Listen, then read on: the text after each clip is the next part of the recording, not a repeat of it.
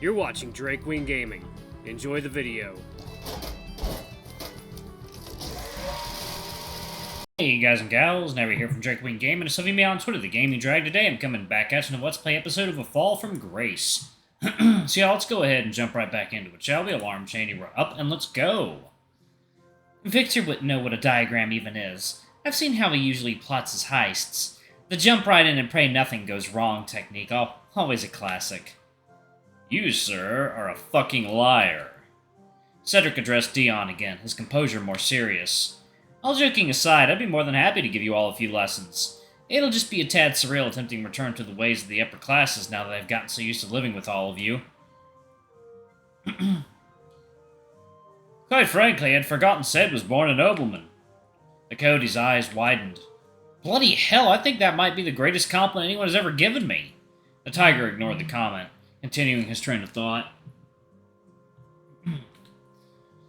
Especially after that cursing contest you and Blake had the other evening. Dion brought a hand to his forehead in a characteristically melodramatic gesture. Please do not remind me of that. You lot have corrupted my beloved Cedric into the most vile ruffian. Come on, Dion. You know I can be the finest gentleman if needed. Just watch. Cedric stood up, performing an elegant bow during which he extended his right hand in Victor's direction. Will you join me for a dance, my beloved? The fox brought his left hand to his chest. No, my good sir, I couldn't possibly. Come on, Victor. Stop fooling around and just take his hand, bitch. We all know you want to. Victor then took the coyote's hand and stood up at long last. But we have no music to accompany us, my dear. You would think that, wouldn't you? However, an old tiger has his ways. As if by magic, a weathered and battered lute had appeared in Hollis's lap. Never know when this might come in handy. The tiger spent a few seconds attempting to tune the old instrument, and then began to pluck its strings, playing a sweet lilting melody. The dance was brief but intense. Neither of the two knew exactly what they were doing, on top of being mildly inebriated. But if anything, that made things more fun. This was something they had yet to experience together, and at this precise moment to Cedric it felt like a fairy tale come true. He could feel Victor's soft breath mere inches away, and despite not speaking a word, the level of closeness he felt to the fox was immense. As the tiger slowed down the rhythm to bring the dance to a close, the couple exchanged a brief but passionate kiss. You two lovebirds really couldn't be sweeter if you tried. That was beautiful. The rest of the bandits all nodded or eye-eyed in agreement, not wanting to ruin the atmosphere by joking or clapping loudly. They all got up from their seats, handing their plates to Selwyn, who briskly headed for the stream to rinse everything. Various options here contain adult content. Oh, goodness gracious. Oh, goodness gracious. Oh, my goodness. Oh, goodness gracious. That is a lot of not safe for work content. Oh, my God. Woo! Threesome. Jesus. Jesus Christ. Oh, my goodness. Alright. I'm gonna save that for the not safe for work videos, y'all. We'll skip that for now. 1 second, y'all. Water time.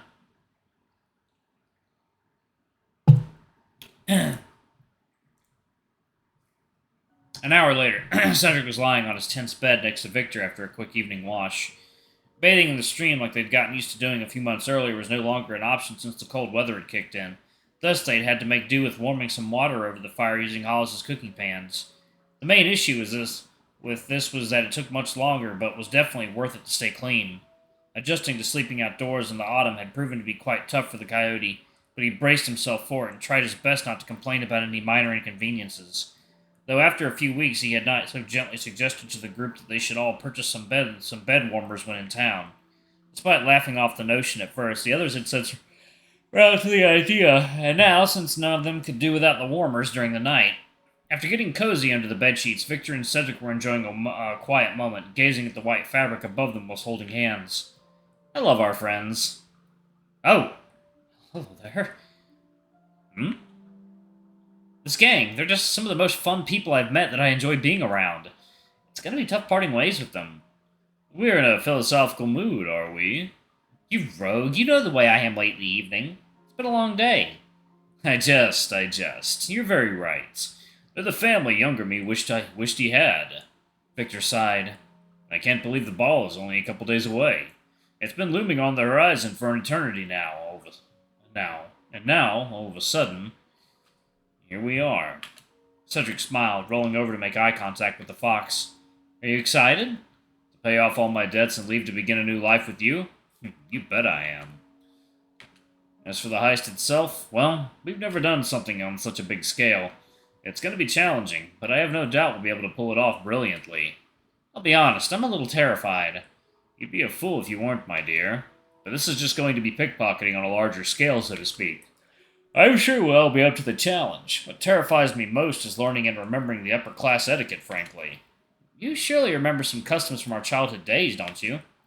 Now, what did we say about dwelling on the past? I'm not. It's merely related to the subject at hand. Victor gave his partner a wink. Sure it is. Well, do you? I suppose. It's just I was always on the other end of things, witnessing these behaviors instead of engaging in them. Ah, yes, I hadn't considered observing isn't the same as being directly involved. But I promise it's nothing I'd be worried about. It's nothing to be worried about. Plus, a certain ex-nobleman will be giving you some lessons on all that tomorrow. That's going to be really helpful. Supposing I see anyone I know? That would be terrifying. What would I even do?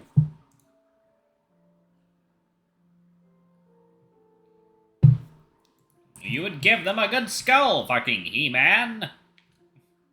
Victor chuckled, placing a hand on Cedric's shoulder and playfully shaking him. Yeah, my Skeletor voice is actually not bad. Sweetheart, it's a masked ball, remember? You won't recognize anyone, and they won't recognize you. That's the point. The Coyote yawned loudly.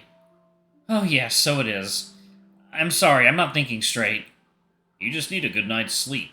Victor leaned over to blow out the last lit candle in the tent. I'll see you in the morning. Aye, good night, love. Good night, men like her. I'm gonna slap you. Cuties.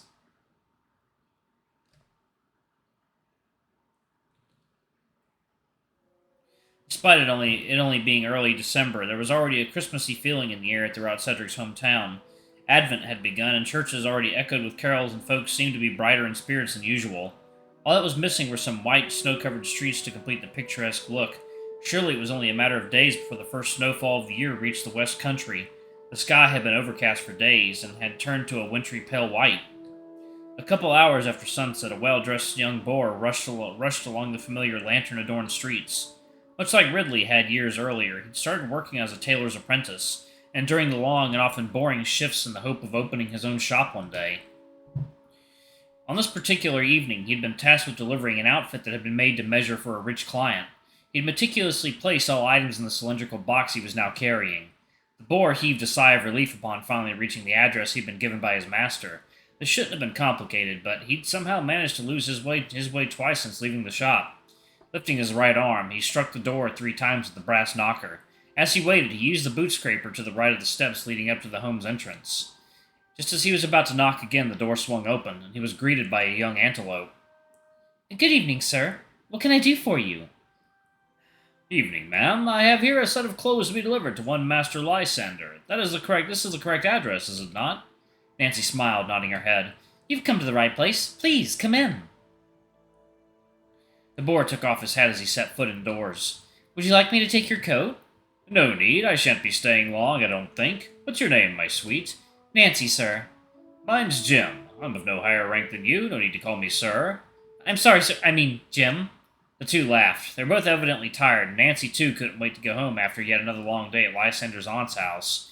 Just give me a moment. I'll inquire after Mr. Master Lysander. The maid briefly disappeared into one of the rooms, returning less than a minute later with the lion. Ah, finally. Is this everything? Jim handed him the box. Aye, sir, all neatly packed.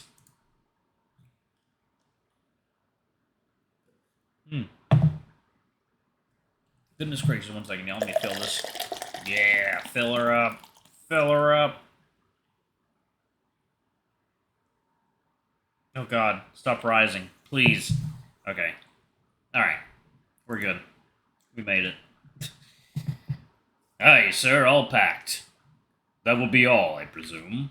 Aye, sir, if anything doesn't fit or if there's any sort of problem, let us know and we'll get it fixed as fast as we possibly can. You'd better. Time is of the essence. This was supposed to be ready a week ago, since I must be setting off for Hillsford tomorrow afternoon at the latest. This is an event I simply must attend. I can only apologize for that, sir. Lysander smiled coldly. No matter, these things happen after all. Good evening to you, sir. Nancy, my parents are going to be visiting tomorrow. I'll have already left by then, so please remind them I won't be joining them in Scotland this year. Certainly, sir. Knowing that pair, they probably weren't paying attention each of the times I told them. He turned around, heading back upstairs with a large box in his hands. Instead of entering his own room, he walked past it into the adjacent chamber, which used to belong to Cedric back when the coyote was still living there. This had been left exactly as it was for months at Lysander's orders. The suits Cedric hadn't taken with him on the day he left were still hanging in the wardrobe, along with the neatly folded breeches and stockings in many of the drawers. The only exceptions were some items the lion himself had added, most notably the chessboard he had placed on the table in front of the gold-framed mirror, the very same chessboard the coyote had stolen the White Knight piece from, a piece which had been proudly displayed at its center ever since the lion had gotten it back. Another new item hung on the wall opposite the mirror, a double portrait of Lysander and Cedric the lion had commissioned. In the painting, Cedric was shown seated in the foreground, with Lysander standing behind him, a hand placed on the coyote's right shoulder. A gesture the lion wouldn't have reserved for anyone else, not even his parents. A gesture which seemed to hint at more than merely friendly affection. Despite such few changes, or perhaps because of them, it was as if this chamber had now become a temple dedicated to Cedric. Lysander shut the door behind him and placed the box on the bed, pulling off the lid and admiring its contents. An almost perverted grin covered his muzzle. This was exactly what he wanted.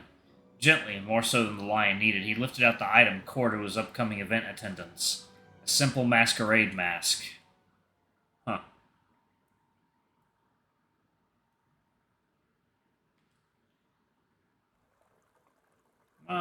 Goodness. Cedric shivered as the cold water wrapped itself around his fingers. He'd taken off his gloves and his hat, laying them on the damp ground to his left, and was now sitting on the side of the stream closest to the bandits' camp.